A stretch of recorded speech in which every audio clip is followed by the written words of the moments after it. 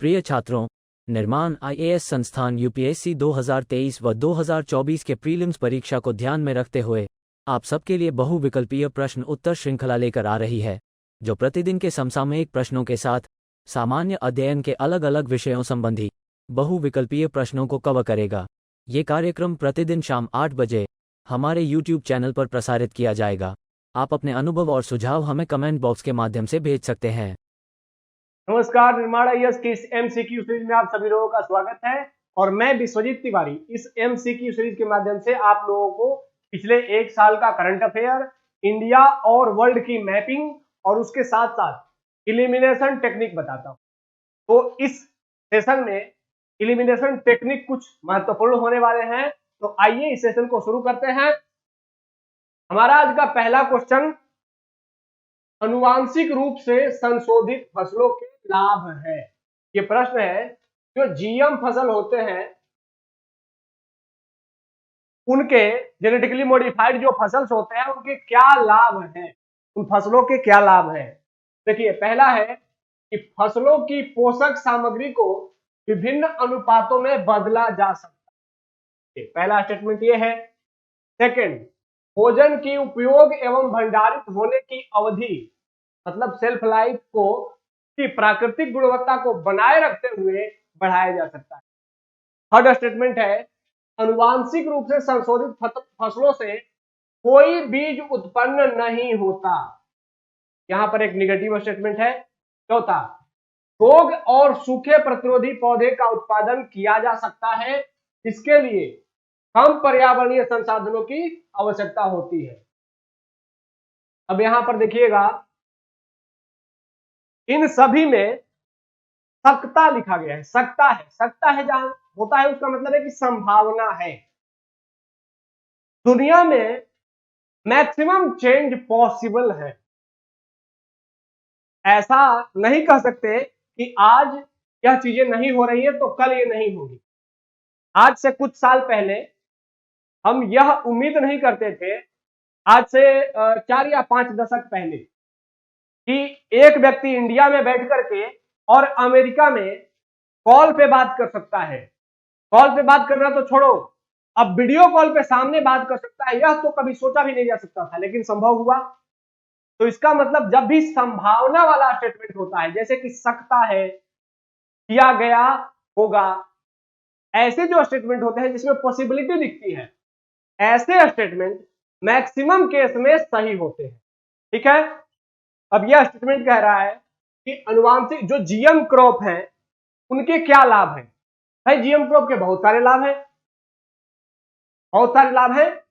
GM crop का मतलब क्या है कि ऐसा एक मॉडिफाइड फसल जो वर्तमान में हमारी फसलों में समस्या, उन समस्याओं का समाधान देता है, क्योंकि हम उसको साइंटिफिक रूप से नए तरीके से मॉडिफाई कर रहे हैं। तो मॉडिफाई क्यों कर रहे हैं? ताकि जो वर्तमान की फसलों में समस्याएं समाधान ढूंढ सके।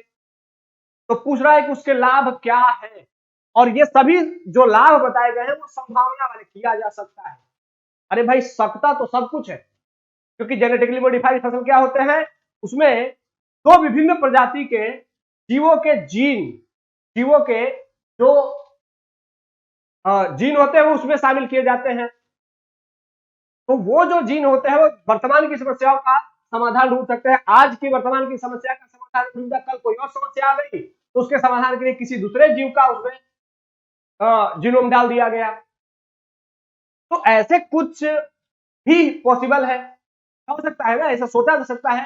तो जैसे ही आपको संभावना वाले स्टेटमेंट दिखे, आपको मान लेना चाहिए, और यूपीएससी खूब पूछता है ऐसे प्रश्न, तो आपको ये मान लेना चाहिए कि जो संभावना वाले स्टेटमेंट है, सकता है, वे मैक्सिमम केस में सही होते हैं। ठीक है।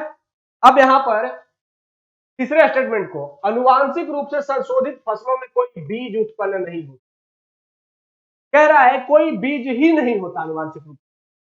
अरे भाई, बीज तो सब में ही होता है, फसलों में बीज तो होता ही है। हाँ, उसकी नए फसल पैदा करने की क्षमता प्रभावित हो जाती है।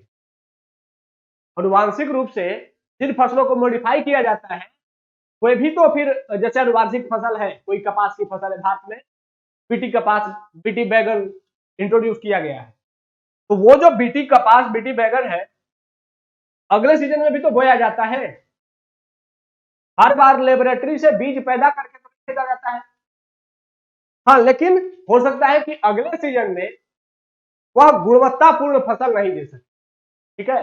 लेकिन बीजों का होना यहाँ पूछा गया है कि बीज ही नहीं होते, बीज तो होंगे ही, क्योंकि बीजों को हटाने वाला जो हमने उसमें जो उसके जीनोम थे, वो जीनोम तो हमने बाहर नहीं किए हैं जिससे कि बीज बाहर हो जाए, ठीक है। तो बीज तो होंगे ही। तो ये वाला जो स्टेटमेंट है वो गलत है, और बाकी के 1, 2 और 4 ये क्या है, सही है। तो इसका आंसर सी।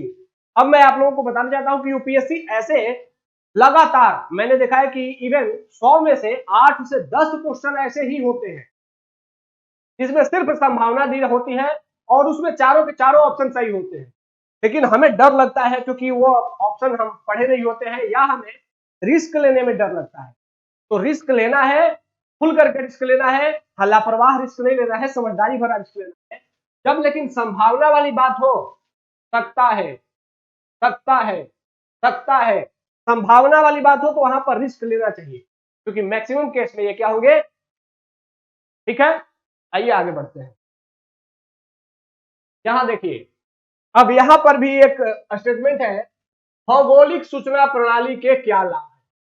अच्छा, आप लोगों को ये लग रहा होगा कि जब हम लोग क्वेश्चन तैयार करते हैं या डेली डेली हमारे क्वेश्चन के पैटर्न बदलते चले जा रहे हैं। कभी किसी दिन हम कोई दूसरे पैटर्न पे क्वेश्चन पूछते, दूसरे पैटर्न पे, तो ये बेसिकली हम आपको एग्जाम हॉल तक अगर आप लोग हमारे से जुड़े रहे तो ये लगभग वादा है, मैं इसको आपको 100% तो नहीं कहूंगा, लेकिन 70-80% कि अगर आप हमारे से जुड़े रहे तो यूपीएससी के जितने डायमेंशन बन सकते हैं क्वेश्चन के, यूपीएससी को बनाता है, उन सारे डायमेंशन से हम आपको परिचित करा देंगे, और उसके साथ साथ उन डायमेंशन वाले क्वेश्चनों को सॉल्व कैसे करना है, को इलिमिनेट कैसे करना है, यह भी सिखा देंगे, ठीक है। तो आइए देखिए, भौगोलिक सूचना प्रणाली के संदर्भ में क्या लाभ है। ग्लोबल पोजिशनिंग सिस्टम, जीपीएस, इसके क्या लाभ है। भाई जीपीएस के बहुत सारे लाभ होंगे, होंगे ना। हाँ, जो भी बात कहेगा, अब कहेगा कि आग लगी है कहीं पर, उसकी जानकारी दे देंगे। अरे भाई, हो सकता है ऐसा, क्यों नहीं हो सकता है। हम तुरंत बैठे हैं, वो पोजीशनिंग ने दिखा दिया कि यहां पर हिट है, उस लोकेशन पे है, कहीं पर आग लगी है, किसी ने फोन कॉल किया, हमें पता नहीं चला कि कहां से उसने फोन कॉल किया, हमने उसको जीपीएस के माध्यम से उस लोकेशन को ट्रेस कर लिया, तो वहां जल्दी हमारी आग जो अग्निशमन प्रणाली है वहां पहुंच जाएगी। तो बहुत सारे लाभ हो सकते हैं, जो भी टेक्नोलॉजिकल नई नई टेक्नोलॉजी आती है उसके बहुत सारे लाभ होते हैं। आइए देखते हैं। वैज्ञानिक बदलते पर्यावरण पर शोध कर सकते हैं, कुल संभावना है, कर सकते हैं, क्या नहीं कर सकते हैं। पर्यावरण बदल रहा है, अब कहीं क्या ग्लोबल पोजिशनिंग सिस्टम से हम देखेंगे कि हिमालय की इस ऊंचाई पर कुछ समय पहले हमने देखा कि यहां पर बर्फ जमे थे, फिर कुछ समय बाद हमने जब जीपीएस से देखा तो देखा कि यहाँ के बर्फ पिघल चुके हैं। तो हो ही सकता है, बिल्कुल हो सकता है, संभावना है। विद्युत कंपनियां अपने विद्युत लाइनों के कॉम्प्लेक्स नेटवर्क का प्रबंधन कर सकती है, बिल्कुल कर सकती है। जो कॉम्प्लेक्स नेटवर्क है, अगर हम पोजिशनिंग से देख रहे हैं क्लियर, ऊपर की लाइनें कहां कहां कैसे कैसे जा रही हैं, कॉम्प्लेक्स लाइनें हैं, अगर हम उसको ऊपर से देख ले रहे हैं। अब ये थोड़े कह रहा है कि जीपीएस कमजोर जीपीएस है कि मजबूत जीपीएस है। ग्लोबल पोजिशनिंग सिस्टम है, वो बहुत क्लियर पिक्चर भी तो शो कर सकता है, तो वो भी हो सकता है, शक्ति है। अग्नि और पुलिस विभाग आपातकालीन मार्गों की योजना बना सकते हैं, अभियंता सड़क प्रणालियों का डिजाइन कर सकते हैं, सरकार भूमि का उपयोग का पता लगा सकती है। मतलब सारे के सारे ऑप्शन संभावना वाले हैं। अरे भाई, नई टेक्नोलॉजी जो भी आएगी, बढ़िया टेक्नोलॉजी आएगी तो बहुत सारा काम कर सकती है, ठीक है। हाँ, निगेटिव स्टेटमेंट अगर ऐसे में आता है, जब भी कोई लाभ पूछे और उसमें कोई निगेटिव स्टेटमेंट हो, उसे गलत होने की संभावना है, वरना सभी पॉजिटिव स्टेटमेंट और संभावना वाले स्टेटमेंट मैक्सिमम केस में सही, ठीक है। तो इसके सभी के सभी स्टेटमेंट क्या होंगे, सही होंगे। क्लियर है। आप लोग आज ही यूपीएससी के 2022 और 2021 के क्वेश्चन उठाइएगा, उसमें आपको ऐसे क्वेश्चन मिलेंगे और उसको सॉल्व करके देखिएगा, आपको बहुत मजा आएगा। आज से पहले आप रिस्क लेने से डरते होंगे, लेकिन अब आप ऐसे प्रश्नों को देखिएगा, आप आसानी से सॉल्व कर लीजिए। ठीक है, आइए आगे बढ़ते हैं। यहां देखिए, निम्नलिखित कथनों पर विचार कीजिए।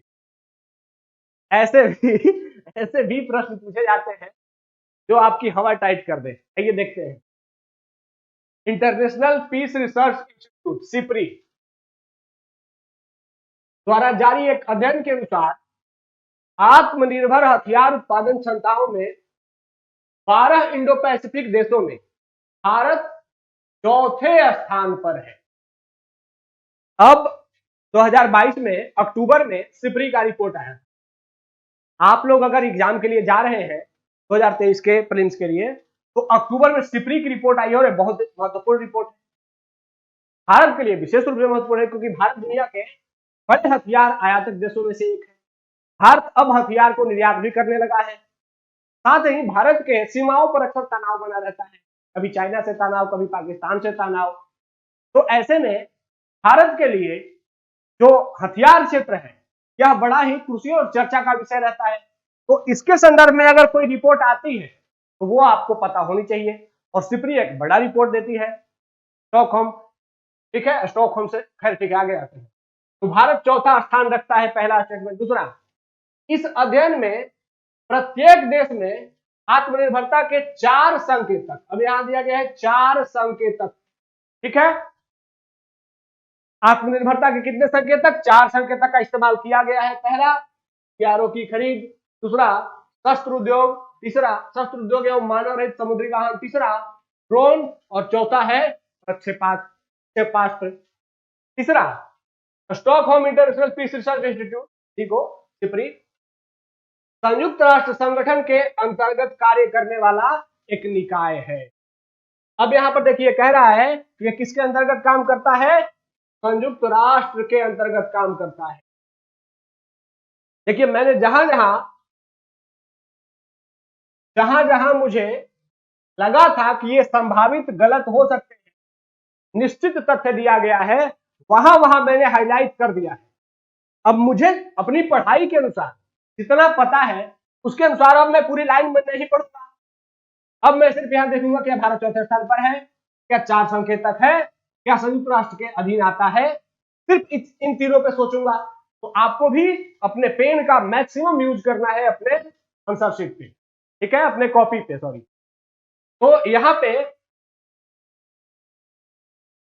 कह रहा है कौन सा गलत है। गलत देखा, हमने घेर दिया। अब देखिए कौन गलत लग रहा है, तो हम पहले थर्ड स्टेटमेंट पे आते हैं। Stockholm International Peace Research Institute, यह हथियारों के बारे में रिसर्च करने वाला एक इंस्टीट्यूट है। थोड़ा बहुत अगर बच्चा जो इंटरेस्ट रखता है पढ़ाई में, बेसिकली यूपीएससी की पढ़ाई में, वो सिप्री के बारे में जरूर सुना होगा कहीं ना कहीं। और सिप्री के बारे में जब सुना होगा तो उसने पढ़ा होगा कि यह एक ग्लोबल एनजीओ है जो हथियारों के आयात और निर्यात के बारे में जानकारी देती है। यूनाइटेड नेशन हथियारों के आयात निर्यात से क्या लेना देना उसका?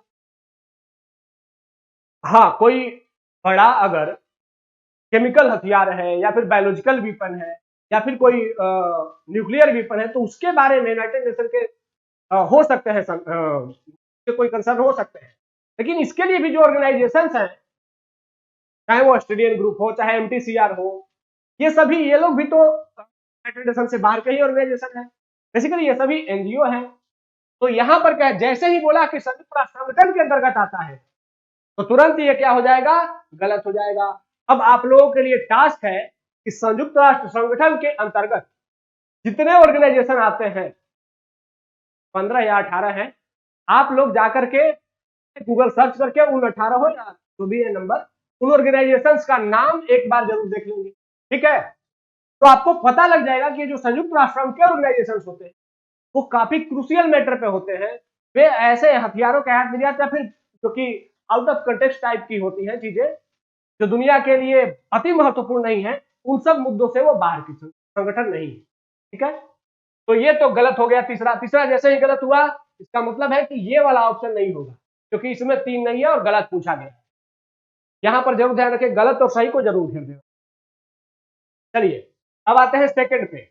यहां दिया गया है आत्मनिर्भरता के 4 संकेतक, 3 भी हो सकता है, 5 भी हो सकता है, ठीक है, जैसे ही कोई डिजिट दे यूपीएससी तो मैक्सिमम केस में डिजिट क्या होता है, गलत होता है। यहां पर भी गलत है। इस अध्ययन में सिपरी में 3 संकेतक ही होते हैं, चौथा नहीं होता है। इसका मतलब कि जो चौथा प्रक्षेपास्त्र लगाया गया है यह नहीं होता है। तो थर्ड वाला, इसका मतलब है कि सेकंड स्टेटमेंट भी गलत है, तो सेकंड स्टेटमेंट जरूर होना चाहिए। तो ये स्टेटमेंट कट गया गलत में, क्योंकि इन दोनों में सेकंड है, तो यही दोनों में से कोई एक आंसर होगा। अब कह रहा है 1 2 3 और 2 3, का मतलब कि पहला अगर गलत होगा तो यह आंसर होगा। पहला कह रहा है कि इंटरनेशनल पीस रिसर्च इंस्टीट्यूट द्वारा जारी एक अध्ययन के अनुसार आत्मनिर्भरता हथियार उत्पादन क्षमताओं में 12 इंडो पैसिफिक देशों में भारत चौथे स्थान पर है। तो इसके बारे में आपको जानकारी होनी चाहिए कि सिपरी की रिपोर्ट जब भी आती है अति महत्वपूर्ण होती है, तो उस रिपोर्ट को आपको पढ़ लेना है, भारत का रैंक क्या है यह भी जान लेना है। तो यहां पर ये थोड़ा जानकारी वाला स्टेटमेंट है, तो ऐसे में आपको जानकारी नहीं है तो हो सकता है कि आप रिस्क लेकर के, लेकिन फिर भी अगर यहाँ पे सही होता तो आपका आंसर आ गया होता। लेकिन ये चूंकि हमने थोड़ा टफ करने का प्रयास किया है गलत डाल करके, ताकि आपको थोड़ा और मेहनत करना पड़े, ठीक है। लेकिन यूपीएससी अधिकतम सही पूछता है, गलत वाले कम ही ऑप्शन रखता है। जैसे ही यहां सही होता आप एक ही काटते आपका आंसर आ जाता, ठीक है। लेकिन हमने गलत करके थोड़ा सा क्वेश्चन को टफ बनाने का। तो यहां पहला स्टेटमेंट है कि भारत इंडो पैसिफिक में हथियार निर्यात के मामले में अब चौथा स्थान रखे, और यह एक क्रूशियल जानकारी है जो आपको सिपरी की रिपोर्ट पढ़ करके पता चल जाए, ठीक है। तो इस तरीके से पहला वाला स्टेटमेंट सही है, तो आपका आंसर हो जाएगा कि 2 और 3 ये दोनों, ठीक है। तो ऐसे ऑप्शन यूपीएससी देगा, ऐसे क्वेश्चन पूछेगा जो कि आपको गहन नॉलेज की जहां पर डिमांड होती है, ताकि वहां भी इलिमिनेट करने के लिए ऑप्शंस जरूर उपलब्ध होते हैं। आगे बढ़ते हैं, निम्नलिखित कथनों पर विचार करें। गिग अर्थव्यवस्था फ्रीलांस और कॉन्ट्रैक्ट आधारित नौकरियों पर विकसित है, जिसमें एक ही व्यक्ति एक ही समय पर एक से अधिक फर्मों में अपनी सेवाएं प्रदान कर सकता है। अब गिग इकोनॉमी क्या है भाई, ये सब चीजें तो बहुत ही ट्रेंड में रहने वाली है। इकोनॉमिक से जुड़ी हुई शब्दावलियां हैं, और मैंने आपको बार बार कहा कि इकोनॉमी से जो क्वेश्चन पूछे जाते हैं वो इकोनॉमिक सर्वे में जो ट्रेंड होता है, प्लस इकोनॉमी के जो कंसेप्ट के वर्ड्स होते हैं, नियर, रियर, ऐसे शब्द जो कि रेपो रेट, एमएसएफ, एसडीएफ, इन शब्दों से जुड़े हुए प्रश्न पूछे जाते हैं। तो इन शब्दों की आपको डेफिनेशन पता होनी चाहिए, प्लस जो इकोनॉमिक सर्वे में ट्रेंड बताया गया है वो ट्रेंड आपको आनी, ठीक है। तो यहां पर कह रहा है कि गिग अर्थव्यवस्था, तो गिग अर्थव्यवस्था इस समय इकोनॉमी में चर्चा में रहने वाला एक टर्म है। तो ये टर्म आपको पता होनी चाहिए कि गिग इकोनॉमी होती क्या, ठीक है। चलिए पहला स्टेटमेंट। सेकंड, भारत में किसी भी कानून में गिग अर्थव्यवस्था को परिभाषित नहीं किया गया है। देखिए ये आपको भले टफ लग रहे होंगे, लेकिन एक सीरियस स्टूडेंट के लिए जिसने कि अपनी पढ़ाई की है ईमानदारी के साथ, उसके लिए सारे के सारे स्टेटमेंट बहुत ही आसान होंगे। तीसरा, अमेरिका जैसे देशों में यह विचार नया है तथा हाल ही में भारत में भी इसका प्रचलन तेजी से बढ़ा है। अब भारत में गिग इकोनॉमी का कंसेप्ट क्या बहुत पुराना है क्या?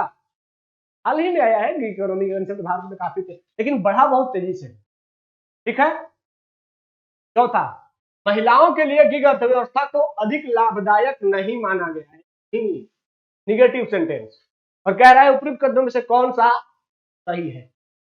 तो एक तो ऑप्शन आप लोग आसानी से एलिमिनेट कर ही देंगे। निगेटिव वाले जो स्टेटमेंट होते हैं मैक्सिमम केस में वो गलत होते हैं, ठीक है। ये बात आपको दिमाग में होनी चाहिए। जैसे इसको समझने के लिए एक बात बताता हूं। जैसे मैं ये दावा कर सकता हूं कि दुनिया में कहीं ना कहीं एशिया के बाहर भी कमल के फूल की खेती होती होगी, ऐसा मैं दावा कर सकता हूं कि एशिया के बाहर भी कमल के फूल की खेती होती है। लेकिन मैं ऐसा दावा नहीं कर सकता कि एशिया के बाहर कमल के फूल की खेती होती ही नहीं होगी, ऐसा दावा नहीं कर सकता, जबकि मैं नहीं जानता कि दुनिया में होती है कि नहीं है। लेकिन उसके बावजूद मैं यह दावा नहीं कर सकता कि दुनिया में कहीं भी एशिया के बाहर कमल के फूल की खेती नहीं होती होगी। कोई कैसे जान सकता है कि नहीं होती होगी? कोई भी संस्था किसी भी दुनिया के एक छोटे से गांव में होती होगी। आप जानते हैं क्या इस बात को? नहीं जान सकते हैं। इसीलिए एग्जामिनर प्रश्न पूछते समय इतनी सावधानी रखते हैं, उनके स्टेटमेंट को गलत नहीं प्रूव किया जा सके। तो गलत नहीं प्रूव किया जा सके तो इसका मतलब क्या है कि स्टेटमेंट के साथ हो नकारात्मक। नकारात्मक स्टेटमेंट तभी दिया जाता है जब उसको गलत करवाना हो। जैसे लिख देगा कि एशिया के बाहर कमल की फूल की खेती नहीं होती है। अगर ऐसा लिखा है तो इसका मतलब कि एग्जामिनर ने सोच के लिखा है कि इसका मतलब कि दुनिया में होती है और यह स्टेटमेंट गलत है। ठीक है, तो निगेटिव स्टेटमेंट जब भी हो, आपको यह ध्यान रखना है कि वो स्टेटमेंट मैक्सिमम केस में क्या होता है, गलत होता है। तो चौथा अगर गलत हुआ तो ये कट गया और ये कट गया। अब आपके पास ऑप्शन हो गए 1, 2 और 2 और 3। ठीक है, अब आते हैं कि गिग अर्थव्यवस्था फ्रीलांस और कॉन्ट्रैक्ट आधारित नौकरियों पर विकसित है। बेसिकली गिग इकोनॉमी के बारे में आप लोग सभी जानते होंगे। इकोनॉमी का मतलब क्या होता है कि आजकल बहुत सारे युवा जो कि आईटी विशेष जो कि आईटी के बारे में जानकारी रखते हैं, वो क्या करते हैं, घर में बैठे रहते हैं। फोन पे उनके लिए कोई एक व्यक्ति फोन किया, बोला कि भाई आप मेरा ये एप्लीकेशन डिजाइन कर दो। उसने घर बैठे उनका एप्लीकेशन डिजाइन करके इनको भेज दिया। किसी दूसरे व्यक्ति ने फोन किया, भाई मेरे सॉफ्टवेयर में प्रॉब्लम है, उसको सही। उसने घर बैठे सॉफ्टवेयर प्रॉब्लम को सही कर दिया, हो गया। तो इसको कहते हैं गिग इकोनॉमी। मतलब वो व्यक्ति किसी के अंडर में काम नहीं कर रहा है और बहुत सारे लोगों का काम एक साथ कर ले रहा है। ठीक है, तो गिग अर्थव्यवस्था में फ्रीलांस और कॉन्ट्रैक्ट आधारित नौकरियों पर विकसित है। फ्रीलांस मतलब वो फ्री है, के पास फोन आया, काम करने का मन किया तो आपका फोन पिक करके और आपको बोला कि हाँ ठीक है आपका काम कर दूंगा, तो फ्रीलांस काम कर रहा है। और कॉन्ट्रैक्ट आधारित जैसे ओला उबर वाली जो कंपनियां हैं, आपका मन किया तो ओला में चले, तो अपनी गाड़ी बंद कर दिया। ठीक है, तो ये है गिग इकोनॉमी, आपकी इच्छा पर होता है। और आप एक ही साथ एक ही जो कार वाला है वो ओला में भी चलता है, उबर में भी चलता है, रैपिडो में भी चलता है। जिसमें उसको सवारी मिल जाए उसमें उठाता है और लेके चलता है। ठीक है, तो ये वाला स्टेटमेंट पहला सही है। और ये आपको एक बेसिक जानकारी पर निर्भर है। बेसिक जानकारी लगभग हर उस बच्चे को होगी जिसने कि यूपीएससी की तैयारी सीरियस होकर के, ये कोई बड़ा हार्डकोर फैक्ट नहीं। ठीक है, सेकंड। अब थर्ड पे आते हैं कि अमेरिका जैसे देशों में यह विचार नया है। कह रहे हैं कि भारत में भी नया है, क्योंकि हाल ही में भारत में भी इसका प्रचलन तेजी से बढ़ा है। अमेरिका में भी नया है। दरअसल अमेरिका में गिग इकोनॉमी का विचार काफी पुराना है। यहां जैसे ही नया शब्द आया, आपको डाउट हो गया होगा कि नया क्यों है। भारत में तो नया हो सकता है, लेकिन अमेरिका जैसे वेस्टर्न इकोनॉमी में ये ओला उबर जैसे विचार काफी पहले से प्रचलित है, कि वहां पर सर्विस सेक्टर काफी डेवलप है। और सर्विस सेक्टर में जो लोग काम करते हैं, आईटी में काम करते हैं, वो लोग एक साथ 2-2 कंपनियों में, 3-3 कंपनियों के लिए काम घर बैठे कर लेते हैं। वहां पर वर्क फ्रॉम होम की संकल्पना नई नहीं है। हमारे यहाँ कोरोना काल के बाद वर्क फ्रॉम होम की संकल्पना बढ़ी है, लेकिन वहां पर वर्क फ्रॉम होम बहुत तेजी से पहले से ही प्रचलित है। तभी तो वो लोग दुनिया भर के देशों को घूमते रहते हैं, क्योंकि उन्हें अपना काम है, काम किया उसके बाद फ्री होकर के दुनिया की सैर करने निकलते। ठीक है, तो अमेरिका में यह विचार नया नहीं है और इस तरीके से थर्ड ऑप्शन भी क्या हो जाएगा, गलत हो जाएगा। तो जैसे ही थर्ड गलत हुआ, 2 और 3 गलत हो गया, आपका आंसर निकल गया 1 और 2। क्या कह रहा है कि भारत में किसी भी कानून में गिग अर्थव्यवस्था को परिभाषित नहीं किया गया है। बेसिकली जब गिग इकोनॉमी का कंसेप्ट ही नया है, अभी हाल ही में आया है, तो भारत में अभी इसको कोई डिफाइन नहीं किया गया है किसी। ठीक है, हालांकि कुछ पुराने कानून हैं जैसे कारखाना अधिनियम हो गया, इन अधिनियमों में 2 कंपनियों में एक साथ काम करने को प्रतिबंधित किया गया है, लेकिन उसका गिग इकोनॉमी पर कोई प्रभाव, का मतलब है कि भारत में अभी तक किसी भी कानून ने गिग इकोनॉमी को परिभाषित नहीं किया। ठीक है, तो इसको आसानी से कर सकते थे। एक सीरियस स्टूडेंट जो कि एग्जाम के लिए प्रिपेयर है, वह ऐसे प्रश्नों को बहुत ही आसानी से सॉल्व कर ले। ठीक है, आइए आगे बढ़ते हैं। अगला प्रश्न बेसिकली पिछले साल अक्टूबर माह में एक फिल्म आई थी PS1, और दक्षिण भारत में वह एक तमिल फिल्म थी, जिसमें चोल राजवंश के बारे में दिखाया गया। और जब चोल राजवंश के बारे में दिखाया गया था तो उस समय वहां विवाद उठ गया क्योंकि वहां के कुछ निर्माता निर्देशकों ने यह क्लेम किया कि चोल हिंदू नहीं थे। हालांकि ये क्लेम एक खारिज क्लेम है, क्योंकि जो सत्य है वो इसके विपरीत है। लेकिन उन्होंने, कि उनका एक अपना बायसनेस था और वो तमिलों को अलग प्रूव करना चाह रहे हैं, और तो इसीलिए यह विवाद चर्चा में आ गया।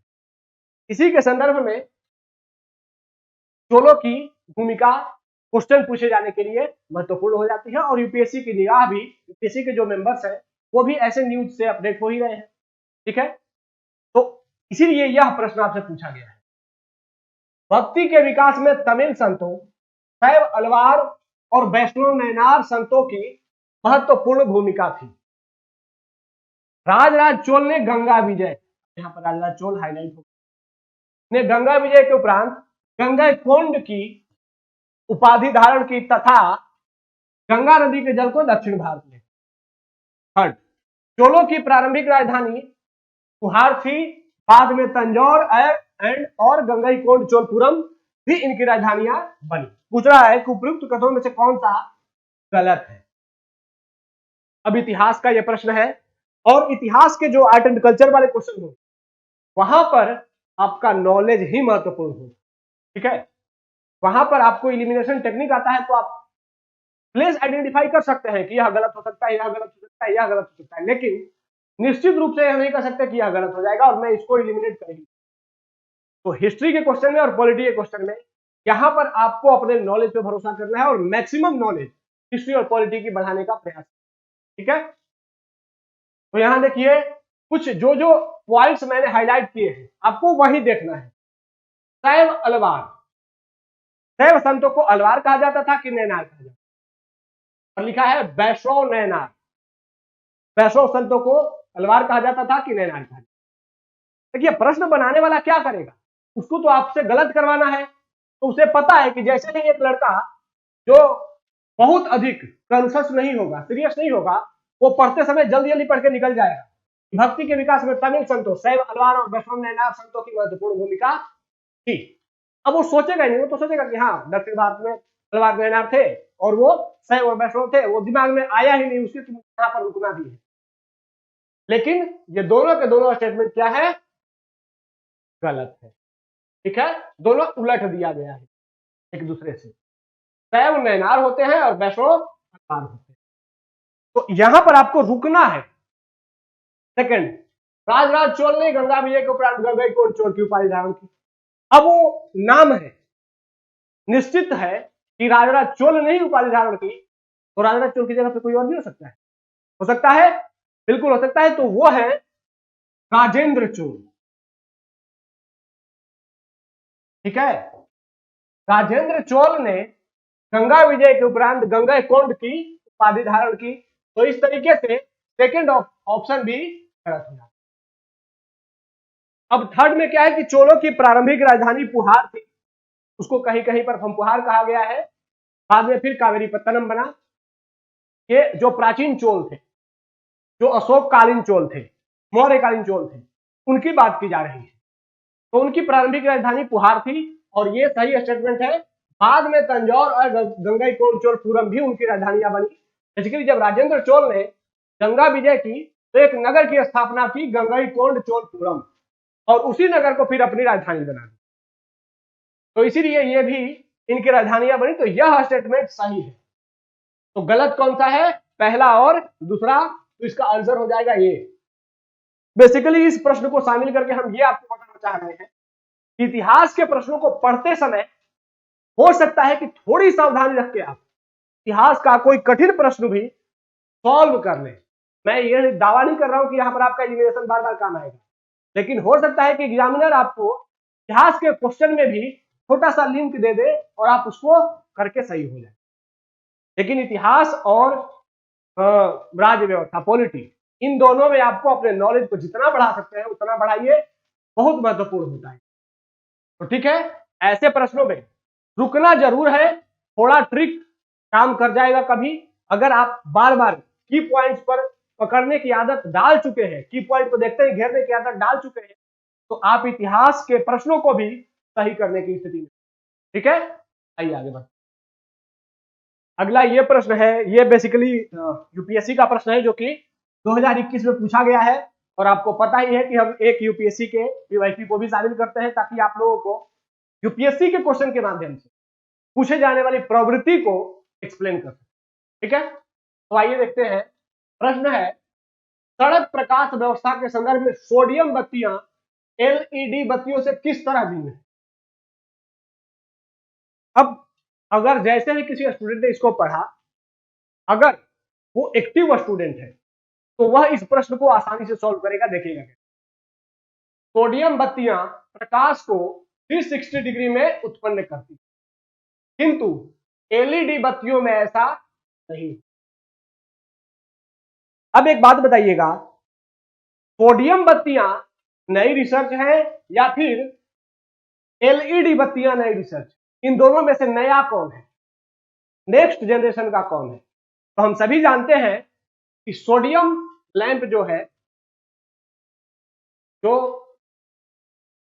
सोडियम लैंप है, ये अभी अभी हाल ही में इंट्रोड्यूस हुआ है। एलईडी काफी पहले आ चुका है। ठीक है, तो जब भी कोई नया रिसर्च आएगा वह पुराने वाले से आधुनिक होगा, बेटर होगा, ऐसा होगा। तो जब बेटर होगा तो सोडियम बत्तियां प्रकाश को 360 डिग्री में उत्पन्न करेंगी, किंतु एलईडी बत्तियों में ऐसा नहीं होता। यह स्टेटमेंट क्या हो जाएगा, सोडियम 360 डिग्री में लाइट देगा क्योंकि नया रिसर्च है, तो और बेटर किया जाएगा, तो चार तरफ अपने प्रकाश को फैलाएगा, ऐसा होगा ना? बिल्कुल। तो पहला स्टेटमेंट क्या हो जाएगा, सही हो जाएगा। इसको सही करने के लिए आपको सोचने का मैं एंगल बता रहा हूं कि सोचना कैसे। ठीक है, जरूरी नहीं कि इसी प्रश्न के लिए, मैं आपको बार बार ये सिखाता हूं कि आपको सोचना कैसे सॉल्व करने में। सेकंड पे आते हैं, सड़क की बत्तियों के रूप में एलईडी बत्तियों की तुलना में सोडियम बत्तियों की उपयोगिता अवधि अधिक होती है। अब यहां पर भी आप ऐसे ही सोच सकते हैं कि सोडियम बत्तियां एलईडी बत्तियों से ज्यादा दिन तक चलेंगी क्योंकि नया रिसर्च आया है, ऐसा सोचा जा सकता है। थर्ड स्टेटमेंट, सोडियम बत्ती के दृश्य प्रकाश का स्पेक्ट्रम लगभग एक वर्णी होता है। अब यहां आ गया एक वर्णी। देखिए, ये फैक्ट दे रहा है, निश्चित फैक्ट।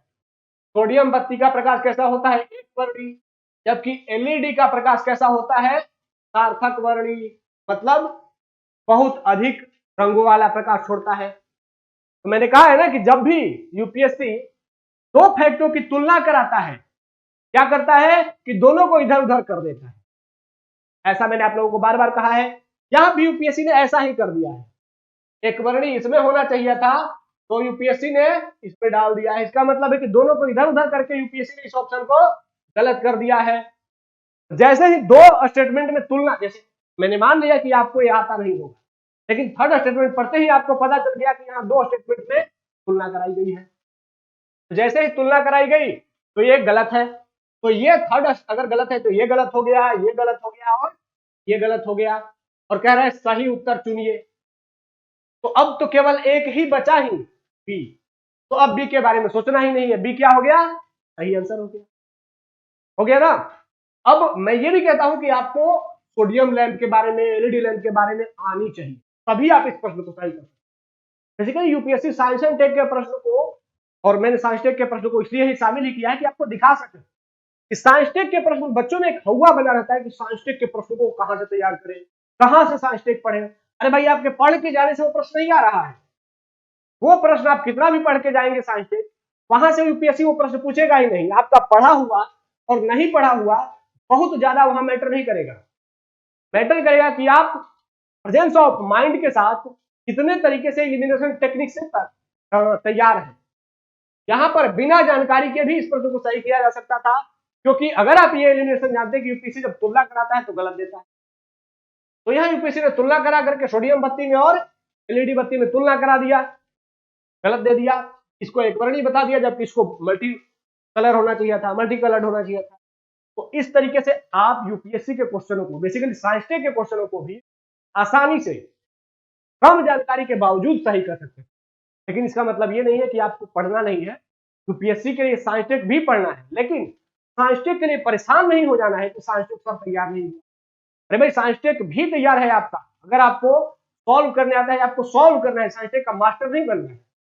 ये भी हो जाएगा। ठीक है, आइए आगे बढ़ते हैं। ये प्रश्न वर्ल्ड मैपिंग का प्रश्न है और आप लोग जानते ही हैं कि हम एक वर्ल्ड मैपिंग का प्रश्न भी शामिल करते हैं इसमें। तो निम्नलिखित मध्य एशियाई नगरों को उत्तर दक्षिण क्रम में व्यवस्थित। अब यहां पर कुछ नगरों के नाम दिए हैं, अशगाबाद, ताशकंद, बिश्केक, दुशांबे और अस्ताना। आप लोगों का टास्क है कि आप लोगों को कमेंट बॉक्स में इन नगर, ये नगर किसी किसी देश की राजधानी है, किसकी राजधानी है ये आपको कमेंट बॉक्स में बताना। ठीक है, अब कह रहा है कि इन नगरों को उत्तर दक्षिण क्रम में व्यवस्थित करें। ध्यान ये रखना है कि ये अस्ताना नगर है। अस्ताना नगर पहले भी कजाकिस्तान की राजधानी हुआ करता था, बाद में उसको नूर सुल्तान कर दिया गया था, लेकिन फिर पुनः वापस इसका नाम चेंज करके अस्ताना कर दिया। तो आप लोग नूर सुल्तान के चलते इसको कंफ्यूज नहीं होइएगा, वापस से ही अस्ताना कजाकिस्तान की राजधानी हो गई है। मैंने एक जानकारी आपको शेयर कर दी। अब कह रहा है कि इनमें से उत्तर दक्षिण क्रम में व्यवस्थित करें। आइए बता ही देता हूं मैं। यहां देखिए, ये आप लोगों को कजाकिस्तान दिख रहा होगा। कजाकिस्तान की राजधानी यहां पर आप लोगों को नूर सुल्तान दिख रही होगी, लेकिन इसी का नामकरण करके अब इसको पुनः वापस अस्ताना कर दिया गया। ठीक है, तो ये अस्ताना हो गया है। यहां पर आप लोगों को कजाकिस्तान से जुड़ा हुआ दो झील के बारे में जरूर जानकारी होनी चाहिए। पहला है लेक बाल्खस, बाल्खस झील। यह पूर्ण रूप से कजाकिस्तान के अंदर है। और दूसरी झील है अरल सागर। यह अरल सागर झील कजाकिस्तान और उज्बेकिस्तान के मध्य में अवस्थित है। दिख रहा होगा आप लोगों को ये अरल सागर। ठीक है, अब यहां पर देखिए कि ये कजाकिस्तान की राजधानी हो गई नूर सुल्तान। दूसरा उज्बेकिस्तान की राजधानी यहां देखिए ताशकंद, लेकिन किर्गिस्तान की राजधानी जो बिश्केक है यह इसके ऊपर है। तीसरी यहां देखिए तजाकिस्तान की राजधानी है दुशांबे,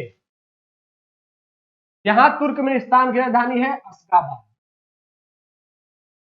और उसके बाद एक और कौन सा बच गया, 5 हो गए, 1 2 3 4 5 हो गए। तो ये पांचों सेंट्रल एशियाई देशों की राजधानी आपको सामने से दिख रही है।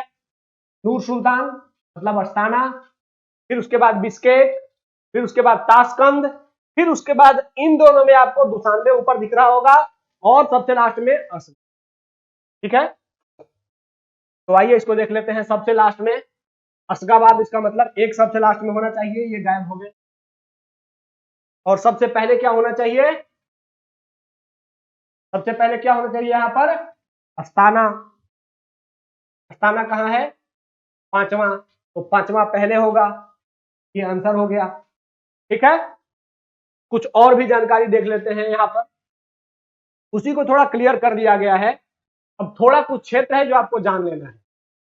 यहां ध्यान रखना है, पूछा जा सकता है तुर्गे वैली, तुर्गे वैली कहां है, तुर्गी घाटी। तो यहाँ पे अल्ताई माउंटेन ये कहां है, ये सब चीजें आपको याद करनी है। ठीक है, तारिम बेसिन, तारिम बेसिन पूछा जाता है, ये सब चीजें आपको ध्यान रखनी है।